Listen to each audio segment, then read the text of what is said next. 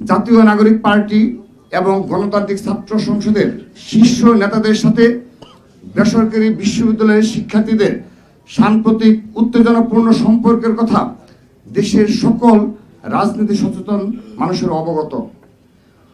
পূর্বের রেশারেশির জের ধরেই নর্থ সাউথ বিশ্ববিদ্যালয়ে সার্জিস আলম বেসরকারি বিশ্ববিদ্যালয়ের শিক্ষার্থীদের বিক্ষোভের মুখে পড়েন। এই সময়ে সার্জিস আলমের সাথে নর্থ সাউথ বিশ্ববিদ্যালয়ের শিক্ষার্থীরা বাক বিতণ্ডায় জড়িয়ে পড়েন। সার্জিস আলমের সাথে নর্থ সাউথ বিশ্ববিদ্যালয়ের শিক্ষার্থীদের বিরুদ্ধে সূত্রপাত নাগরিক পার্টি এবং গণতান্ত্রিক ছাত্র সংসদের মধ্যকার দাবি বনাম প্রাইভেট বিশ্ববিদ্যালয় নিয়ে চলমান অভ্যন্তরীণ কুন্দল থেকে।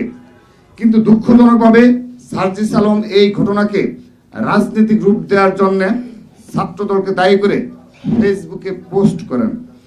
তার দাবি সম্পূর্ণ ভিত্তিহীন ও কল্পনাপ্রসূত।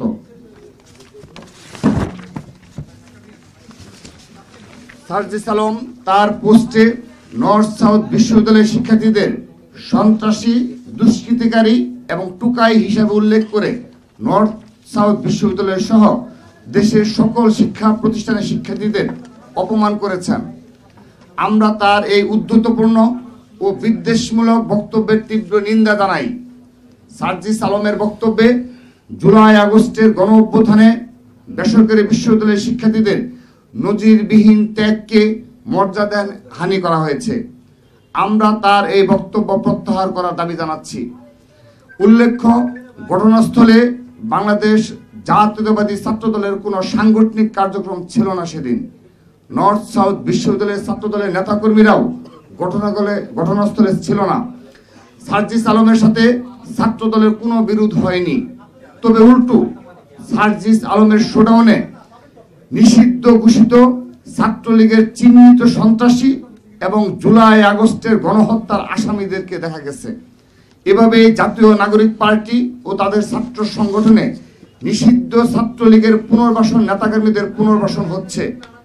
আমরা নিষিদ্ধ সংগঠনের নেতাকর্মীদের পুনর্বাসনের নিন্দা জানাচ্ছি। নর্থ সাউথ বিশ্ববিদ্যালয়ের শিক্ষার্থীদের সাথে সার্জিস আলমের বিরোধের মধ্যে কোনো ছাত্র দলের নেতা কর্মীর উপস্থিতি ছিল কিনা আমরা তা পর্যালোচনা করে দেখছি। দেশের যে কোনো জায়গায় কোনো অপ্রীতিকর ঘটনা ঘটলেই উদ্দেশ্য প্রণোদিতভাবে বাংলাদেশ জাতীয়তাবাদী ছাত্র দলের নাম জড়ানোর একটি দুরভিসন্ধিমূলক প্রবণতা আমরা লক্ষ্য করছি। বিষয়টি অত্যন্ত উদ্বেগজনক।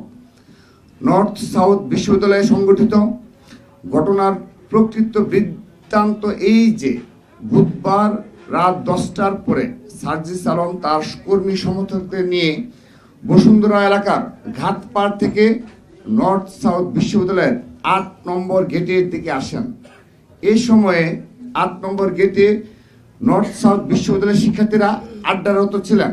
গেটের সামনে সার্জিস আলমের উপস্থিতি দেখে বেসরকারি বিশ্ববিদ্যালয়ের ছাত্ররা সার্জিস আলমকে উদ্দেশ্য করে ডাবি সিন্ডিকেট ভেঙে দাও, গুড়িয়ে দাও স্লোগান দেয়। উল্লেখ্য, নবগঠিত গণতান্ত্রিক ছাত্র সংসদে বেসরকারি বিশ্ববিদ্যালয়ের শিক্ষার্থীদের যথাযথ মূল্যায়ন না করার অভিযোগে উক্ত ছাত্র সংগঠনটি কতিপয় ক্ষমতাশালী নেতা আত্মপ্রকাশের দিনেই বেসরকারি বিশ্ববিদ্যালয়ের শিক্ষার্থীদের সাথে মধুর ক্যান্টিনে সংঘর্ষে জড়িয়েছে।